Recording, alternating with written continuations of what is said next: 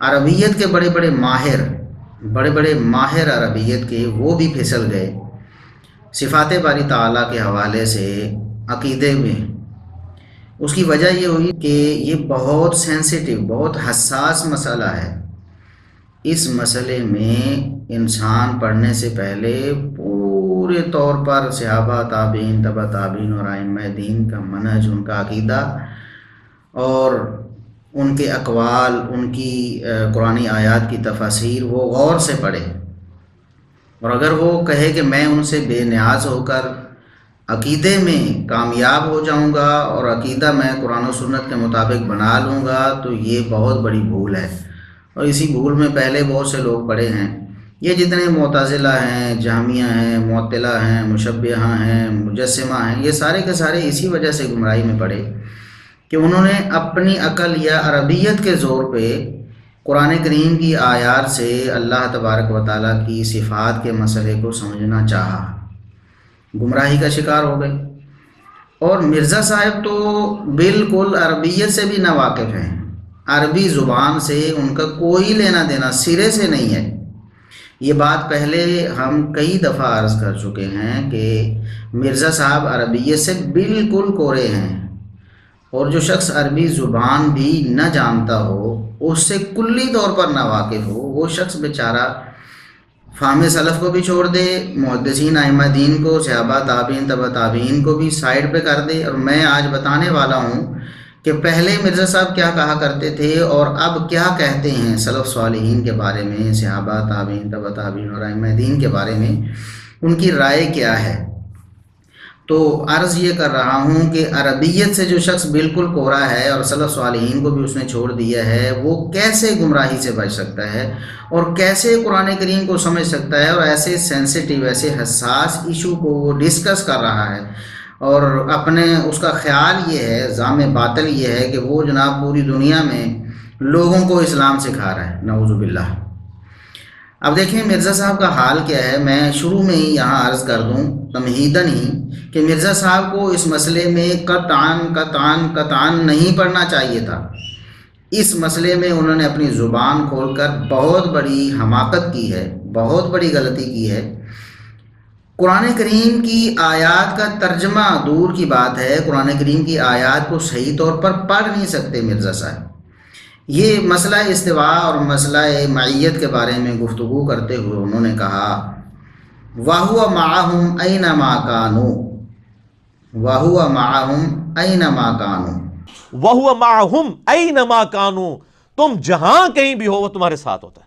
ایک تو آیت غلط پڑھی، وَهُوَ مَعَهُمْ أَيْنَمَا كَانُوا، یہ قرآن کریم میں اس طرح کہیں نہیں ہے۔ إِلَّا هُوَ مَعَهُمْ أَيْنَمَا كَانُوا ہے، وَهُوَ مَعَهُمْ أَيْنَمَا كَانُوا یہ قرآن کریم میں نہیں ہے، لیکن مرزا صاحب نے وَهُوَ مَعَهُمْ أَيْنَمَا كَانُوا پڑھا ہے۔ وَهُوَ مَعَهُمْ أَيْنَمَا كَانُوا، جی، اور ترجمہ بھی اس کا غلط کیا ہے۔ ایک تو آیت میں واو کا اضافہ کر دیا اور اس کا ترجمہ بھی غلط کیا۔ ترجمہ کرتے ہیں تم جہاں کہیں بھی ہو وہ تمہارے ساتھ ہوتا ہے، حالانکہ وَهُوَ مَعَهُمْ کا مطلب ہے ان کے ساتھ۔ مرزا صاحب کہتے ہیں تمہارے ساتھ۔ وَهُوَ مَعَهُمْ أَيْنَمَا كَانُوا، تم جہاں کہیں بھی ہو وہ تمہارے ساتھ ہوتا ہے۔ حالانکہ تمہارے ساتھ اگر ہوتا تو معکم ہونا چاہیے تھا، معکم، معہم نہیں۔ تو مرزا صاحب نے آیت بھی غلط پڑھی اور ترجمہ بھی غلط کیا، اور اسی طرح اینما کانوا، جہاں بھی وہ ہوتے ہیں، تو ترجمہ مرزا صاحب نے کیا تم جہاں کہیں بھی ہو۔ وَهُوَ مَعَهُمْ أَيْنَمَا كَانُوا، تم جہاں کہیں بھی ہو وہ تمہارے ساتھ ہوتا ہے۔ حالانکہ یہ کانو کا ترجمہ وہ جہاں بھی ہوں ہوتا ہے، تم جہاں بھی ہو یہ کانو کا ترجمہ نہیں، یہ کن تم کا ترجمہ ہے۔ تو مرزا صاحب عربیت سے بالکل کورے ہیں، اسی لیے قرآن کریم کی آیات کو غلط پڑھتے بھی ہیں اور ان کا ترجمہ بھی غلط کرتے ہیں۔ اس حوالے سے ہم پہلے بھی کئی دفعہ ان کی توجہ مبذول کروا چکے ہیں۔ کافی حد تک انہوں نے کم کر دیا، ہم نے نوٹ کیا ہے کہ اب وہ قرآن کریم کی آیات پڑھنے سے اجتناب کرتے ہیں، لیکن پھر بھی انہوں نے جب بھی پڑھی تو ایسی غلطیاں کی ہیں انہوں نے۔ دوسری جگہ پر تو انہوں نے حد کر دی، دوسری جگہ پر جو اس سے پہلے کا کلپ ان کا استواء علی العرش والا ہے، اس میں انہوں نے واو بھی بڑھائی، ترجمہ بھی غلط کیا اور وہاں ضمیر بھی بدل دی۔ قرآن کریم میں معہم ہے، انہوں نے معکم کر دیا۔ چنانچہ اب وہ پڑھتے ہیں وَهُوَ مَعَكُمْ أَيْنَمَا كَانُوا، وَهُوَ مَعَكُمْ أَيْنَمَا كَانُوا، وہ ہر وقت تمہارے ساتھ ہوتا ہے، تم جہاں کہیں بھی ہو۔ نعوذ باللہ، بالکل قرآن کریم کو غلط پڑھ دیا۔ جو عام بالکل ادنا درجے کا عربی زبان جاننے والا شخص بھی ایسا نہیں کر سکتا۔ کہتے ہیں وَهُوَ مَعَكُمْ أَيْنَمَا كَانُوا، اس میں انہوں نے 3 غلطیاں کی۔ ایک تو یہ کہ واو بڑھا دیا شروع میں، اصل میں ہے إِلَّا هُوَ مَعَهُمْ أَيْنَمَا كَانُوا، انہوں نے کر دیا وَهُوَ مَعَكُمْ، واو بھی بڑھائی اور معہم کی جگہ معکم کر دیا۔ اور تیسری غلطی انہوں نے یہ کی کہ معکم کے ساتھ کنتم ہونا چاہیے۔ عربی زبان جو جانتے ہیں وہ اس بات کو بخوبی سمجھ لیں گے کہ وَهُوَ مَعَكُمْ اگر ہوتا تو أَيْنَمَا كُنْتُمْ ہونا تھا، أَيْنَمَا كَانُوا نہیں ہونا تھا۔ تو مرزا صاحب نے اتنی بڑی غلطیاں اور بلنڈرز کیے ہیں قرآن کریم کی آیات کو پڑھنے میں اور ان کا ترجمہ کرنے میں، پھر بھی مرزا صاحب کہتے ہیں کہ میں عربی زبان بہت جانتا ہوں اور میں جناب پوری دنیا میں قرآن کریم کی تفسیر پڑھا رہا ہوں اور میں اسلام کی خدمت کر رہا ہوں، اور انٹرنیشنل اسپیکر اپنے آپ کو سمجھتے ہیں۔ بھائی انٹرنیشنل تو بہت سے لوگ ہیں، کتنے گمراہ ہیں جو انٹرنیشنل ہیں۔ مرزا غلام محمد قادیانی بھی تو انٹرنیشنل ہے۔ کیا دنیا میں کوئی ملک ایسا ہے جہاں اس کو نہیں جانا جاتا، جہاں اس کے بارے میں لوگوں کو معلوم نہیں ہے کہ مرزا غلام محمد قادیانی کوئی شخص تھا؟ اور دنیا کے اکثر ممالک میں اس کے ماننے والے بھی ہیں، اور آپ کے جتنے سننے والے ہیں شاید اتنے تو اس کے جانثار ہوں گے غلام محمد قادیانی صاحب کے۔ تو حالانکہ وہ دجال، جھوٹا مدعی نبوت اور اس پر کفر کے فتوے علماء امت نے بالاتفاق جاری کیے، اگرچہ آپ تو غامدی صاحب کو سن کر ان سے متاثر ہو کر مرزا غلام محمد قادیانی کے دعوی نبوت سے بھی انکاری ہیں کہ اس نے دعوی نبوت کیا ہی نہیں ہے۔ اس پر ہم انشاءاللہ ایک اسپیشل ویڈیو بنائیں گے جس میں ہم بتائیں گے غامدی صاحب اور مرزا جہلمی صاحب ان کا کتنا بڑا دھوکہ اور فریب ہے لوگوں کو کہ غلام محمد قادیانی نے دعوی نبوت اصل میں کیا ہی نہیں ہے، لوگ جھوٹ بولتے ہیں نعوذ باللہ اس پر، یہ ان کا کہنا ہے۔ تو بہرحال بتانے کا مقصد یہ ہے کہ اپنے آپ کو انٹرنیشنل اسپیکر سمجھتے ہیں، اپنے آپ کو اسلام کا بہت بڑا مبلغ سمجھتے ہیں اور بہت بڑا اسکالر سمجھتے ہیں، اور حال یہ ہے کہ قرآن کریم کی آیات کو نہ صحیح پڑھ سکتے ہیں نہ ان کا ترجمہ صحیح کر سکتے ہیں، اور اتنی بڑی بڑی فاش واضح غلطیاں ہیں جو ہمارے مدرسے میں پڑھنے والے پہلی دوسری کلاس کے طالب علم بھی نہیں کرتے۔ انہیں بھی پتہ ہوتا ہے کہ اصولی اعتبار سے ہمارا یہ پڑھنا یا ہمارا یہ ترجمہ کرنا بالکل غلط ہے، جس طرح کہ میں وضاحت کر چکا ہوں۔ اب مرزا صاحب کہتے کیا ہیں، میں آپ کو ذرا یعنی بڑی مزے کی بات ہے، آپ بھی سنیں، آپ ہنسیں گے بھی، اپنے سر کو پکڑ کے بیٹھ جائیں گے کہ مرزا صاحب کی حالت یہ ہے اور دعوے کیا ہیں۔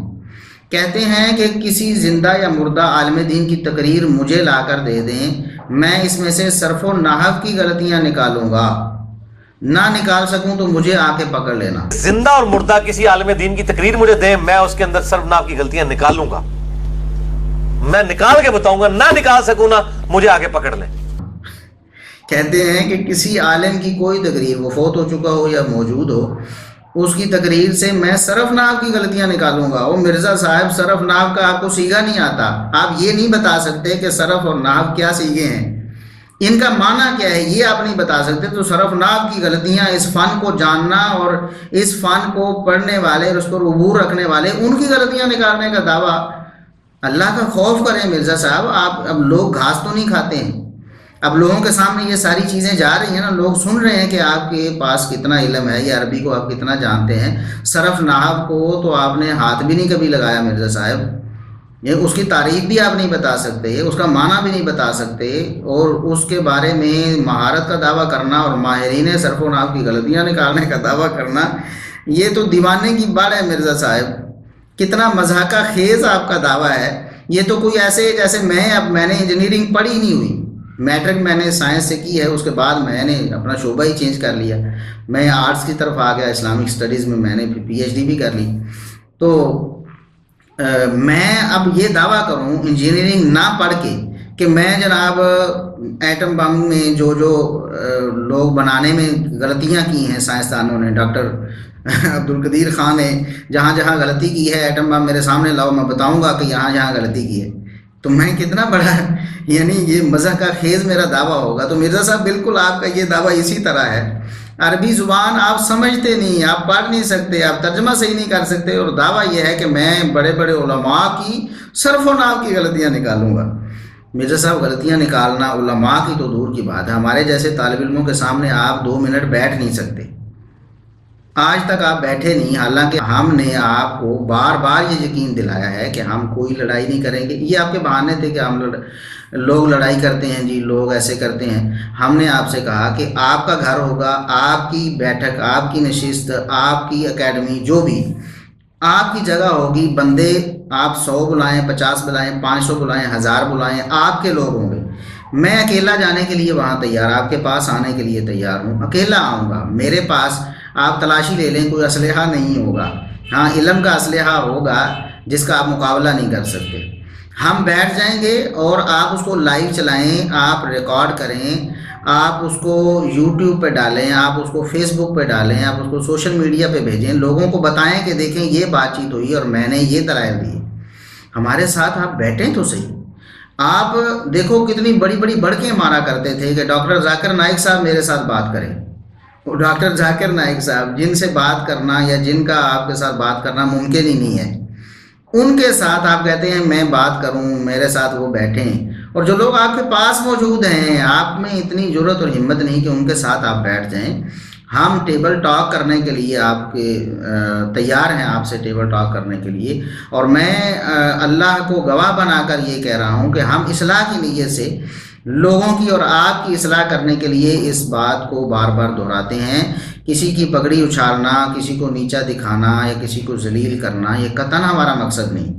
ایسے لوگ جو کسی کو ذلیل کرنا چاہتے ہیں اللہ تبارک و تعالیٰ انہیں خود ذلیل کر دیں۔ ہم تو چاہتے ہیں آپ کی اصلاح ہو جائے، ہم چاہتے ہیں آپ منہج اہل سنت پر آ جائیں۔ ہم کہتے ہیں کہ صحابہ کرام کے بارے میں اور دیگر عقیدے کے جتنے مسائل ہیں، صحابہ کرام کا معاملہ بھی عقیدے کا مسئلہ ہے۔ ہمارے علماء نے عقیدے میں صحابہ کرام کے احترام اور عزت کو ڈسکس کیا ہے، باقاعدہ عقیدے کا جز بنایا ہے۔ تو ہم تو اس لیے آپ سے عرض کرتے ہیں کہ آپ ہمارے پاس بیٹھیں، کم از کم لوگ یہ فیصلہ کر لیں گے۔ اگر ہم آپ سے لڑائی کریں، نعوذ باللہ اللہ نہ کرے کبھی ایسا ہو، لڑائی کریں تو لوگ دیکھ رہے ہوں گے، آپ اس کو لائیو چلائیں، لوگ لائیو دیکھ رہے ہوں گے، لوگ اس کو ریکارڈڈ فارم میں دیکھیں گے، یوٹیوب پہ دیکھیں گے، فیس بک پہ دیکھیں گے۔ آپ اس کے کلپ بنا کر سوشل میڈیا پہ، واٹس ایپ پہ بھیجیں لوگوں کو کہ دیکھو یہ لڑ رہا ہے، یہ دلیل نہیں دے رہا۔ لیکن کہیں آپ بیٹھیں تو صحیح کم از کم۔ ہم تو اس بات پہ آپ کو آمادہ کرنے کے لیے پوری کوشش کر رہے ہیں، اور یہ تو بات ہے آپ کی ہمارے آپ کے پاس جانے کی کہ آپ ہمیں بلائیں یا ہماری جو آفر ہے اسے قبول کریں، اور اگر آپ ہمیں وہاں نہیں بلانا چاہتے آپ ہمارے پاس آ سکتے ہیں۔ ہاں آپ کی ہماری طرف سے آپ کو کھلی دعوت ہے، آپ ہمیں ایک فون کال پہ ٹائم دیں کہ میں فلاں دن فلاں وقت آپ کے پاس آنا چاہتا ہوں، اور وہاں بھی ہم وعدہ کرتے ہیں کہ آپ اور میں اکیلے بیٹھ جائیں گے، اس کو بھی ہم لائیو چلا دیں گے، ریکارڈ کر لیں گے، آپ کو کسی قسم کی کوئی تکلیف نہیں۔ آپ کے سفری اخراجات جتنے بھی ہوں ہم اپنی جیب سے دینے کے لیے تیار ہیں۔